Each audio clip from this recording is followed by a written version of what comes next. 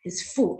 He never liked to eat anything that the royal kitchen made. He always took one bite and said, "Oh, that's so awful. Take it away, take it away." Now the queen, whose favorite son was the prince, was very worried. She said, "What's going to happen to my son? He doesn't seem to be eating anything at all. We must do something about it." And immediately she called the royal cook, the chef, and said, "Come up with something or it's off with your head." Now the cook was very scared. He loved his head a lot and he certainly didn't want to lose it. So he said, "What do I do? What do I do?" So he quickly went back to the kitchen and he began to think. And then he thought of all his recipes. And then he cooked and he chipped and he baked and he boiled and he fried and he sliced and he diced. And he tried and tried and tried. And finally he cried. He said, "I'm going to lose my head. I can't think of any new things to make for the prince." And after all this work, during the night, he finally fell asleep on the kitchen counter. The next morning, there was a bright sun outside and the birds were chirping. And as usual, the cock went cuckoo-cuckoo. And immediately the dog woke up. The dog woke up and jumped on the cat. The cat woke up and jumped on the cook. And the cook woke up with a start and ended up jumping on a ladle which had some batter in it. And it immediately went plop into this batter of boiling hot oil. And the cook looked in to see what was going on. And there was this round ball that was puffing up, a golden round ball. And the cook waited. And when it seemed to have cooked, he took it out. And he said to himself, "Let me give a little taste and see how it is." He first gave a little sniff and then he took a bite. It was golden and crispy on the outside and soft on the inside. He decided to make a few more because it was delicious. And he made a plate full of these round golden balls and he took it to the prince. But he was careful of his head because he didn't want to lose it. When he reached the prince, he said, "Sire, I have made something new for you. Will you have a bite?" Now the prince looked at the golden round balls and he picked one up and he went, "Smells nice," he decided. "Maybe I'll take a nibble." And he took one tiny little bite like a little mouse. And then he decided that it tasted so good that he gobbled it up. He gobbled one round golden ball, then two, then three, then four, then five, and the whole plate had disappeared. And he had these golden balls in his mouth and he went, "That was wonderful." And the king said, "Wonderful, you've finally eaten." And the queen said, "He didn't say wonderful, he said wonderful." And the cook immediately popped his head in, glad that it was not going to be rolling off, and said, "Yes, that's the name. It's called a bonda."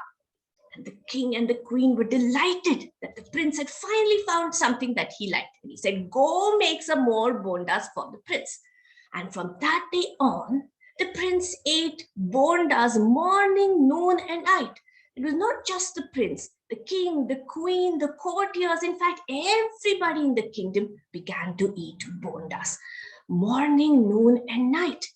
Small bondas, big bondas, sweet bondas, spicy bondas, bondas of all types were eaten all day long by all the people in the kingdom. In fact, they changed the name of the kingdom to Bondapalli, and everybody was very happy to be eating these bondas all day long. And they were very happy. They had fun. They danced all night, ate bondas in the morning, and soon everybody began to grow like bondas. They all became round, not just happy. And soon they couldn't fit through the door. So the king said, "Let's change the doors. Let's make them all round doors." So the kingdom had round doors, round chairs, and round tables, and round people in it. It was quite a merry place to live in. And soon the news of this kingdom, Bondapalli, traveled to other places. And there was another king in another kingdom who wanted to know why the people of Bondapalli were so happy. And his minister told him that, but sir, dear king, they're all eating bondas all day long, and that's why they're all so happy. This king wasn't happy at all. All his people were thin and mean looking. And he said, I want everybody in our kingdom to be looking round and happy as well. The king said, there's only one thing to do. We have to capture Bondapalli. So a lean, mean marching machine began to march towards Bondapalli. Now the Bonda-loving kingdom of Bondapalli got scared. One of the people who was looking with his binoculars from the top of the palace said, oh, there's somebody coming. And look, seems like an army of lean and mean people. Now the prince who was waiting for his plate of bonda said, let me give the orders and see what's going on. So he went up to the top of the palace and took a look. And just as he was peeping down and wondering what to do, the cook came with a plate of bondas. Now, the prince took one bonda, and just as he was going to put it in his mouth, he slipped and he fell off the palace and began to roll down. And now there's an advantage when you're round and happy.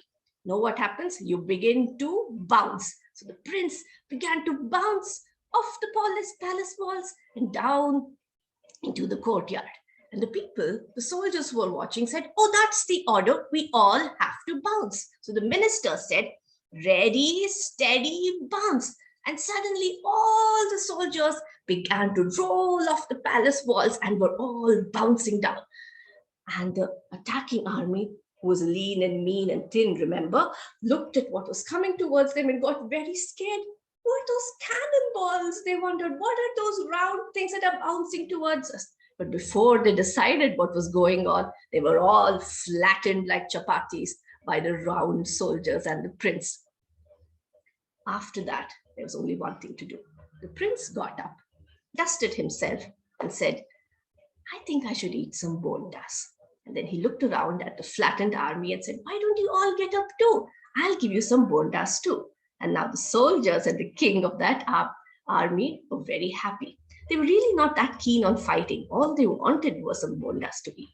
So the prince invited them over to the palace, and there was a huge party that night. And guess what everybody ate? You guessed it right.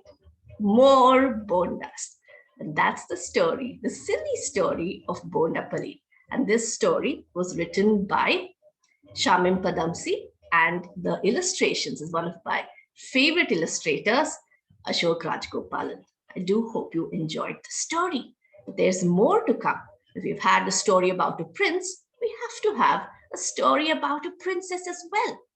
And this princess was called Jilmil. Let's find out a little bit about Jilmil. Did she like bondas too? You'll just have to find out. Now, Jilmil was a very independent princess, and she loved to take walks by herself without anybody around her. She liked to do everything on her own independently. One day, like I said, she loved to walk by herself. She decided to take a walk in the palace orchard. And she was thinking, oh, these jodhpuris are just not comfortable. I need to tell the royal cobbler to make better shoes for me to walk. And she was wandering around when she suddenly saw something. It was a guava tree. Not just a guava tree, it did have guavas in it. Her favorite kind. Not too green, not too yellow, but a perfect lime green. And she looked at it and said, I have to take and eat this guava. I have to pluck it out from its tree.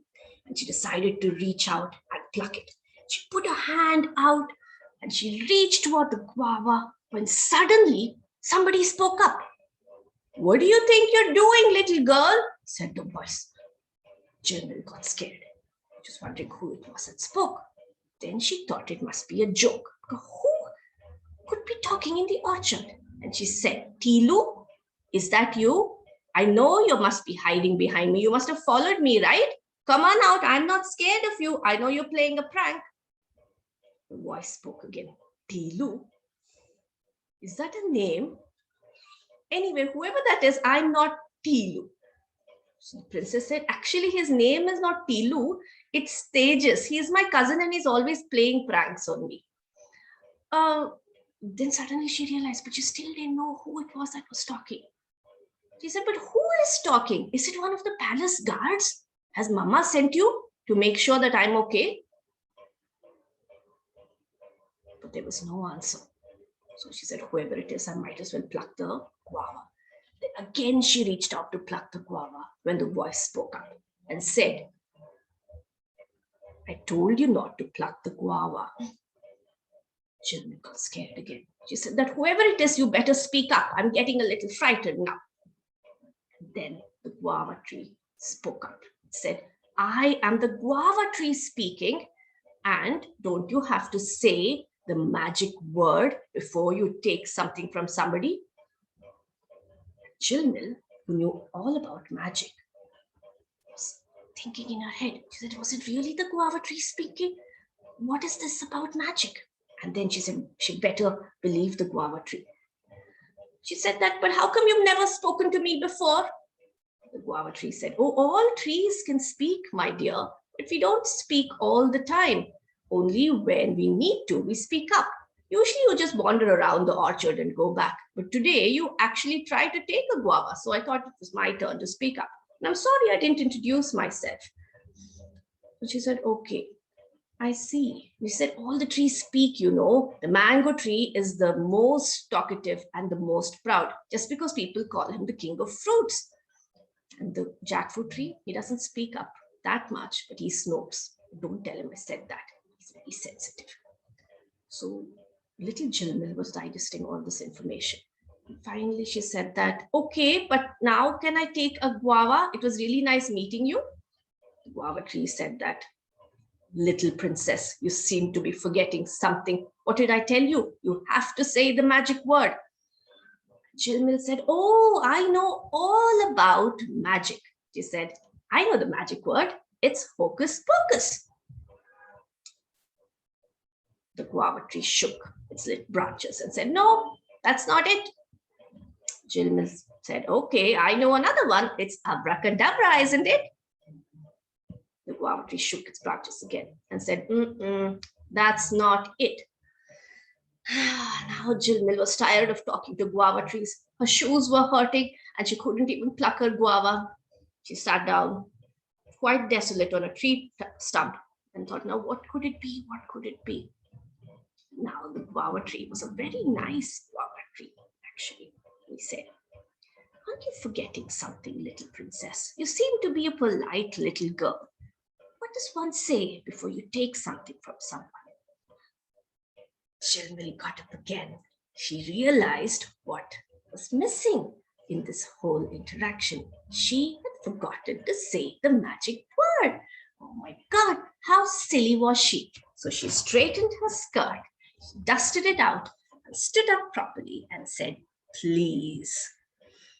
Then the guava tree was so happy to see her say the magic word that he bowed down his branches and said, you may have my fruit.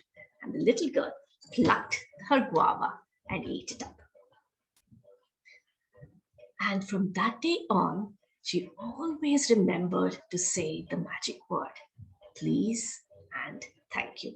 And she became friends with all the trees in the orchard, and she had a merry time talking to all of them. Her favorite, of course, was the guava tree, and she never told the jackfruit tree that he snored. So those are the two stories. This is the story called Jilmin Learns the Magic Word. This was written by me and was first published in the Champak magazine. I hope you enjoyed these two stories, and I really enjoyed sharing these two stories with you. Bye-bye. Thank you, Vidya. This was awesome. And the stories were so good. And your story was particularly wonderful. And yes, when we talk about prince, we also talk about the princess. And it was such a lovely, narration of two wonderful stories. And I'm sure everybody who was watching us really enjoyed it. This would also be available in the YouTube. We'll be putting it up in the YouTube for all those who have missed it, and we'll be sharing the link. Thank you, Vidya, for joining us and for giving your valuable time today for the forum. Thank you so much. Thank you. Thank you. I'll see you all. Bye. Bye-bye.